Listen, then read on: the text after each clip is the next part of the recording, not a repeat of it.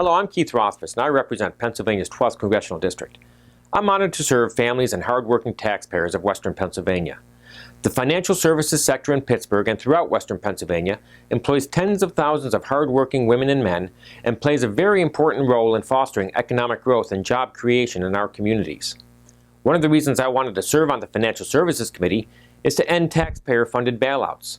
The practice of making the taxpayer liable for the irresponsibility and negligence of private parties should end. This week, the Financial Services Committee held a hearing on how the Dodd-Frank Act could result in more taxpayer-funded bailouts. The too big to fail problem was exposed by the bailouts we saw during the financial crisis of 2008.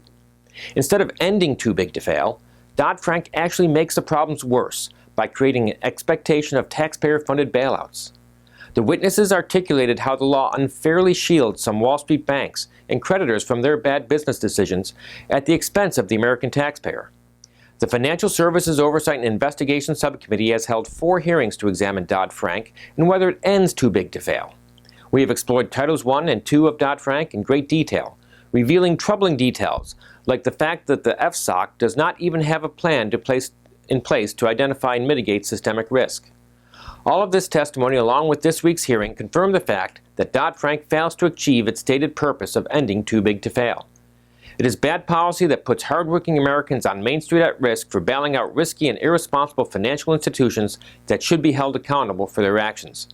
Thanks very much for listening and for your interest in the work we are doing in the House Financial Services Committee to serve American consumers, investors, and families.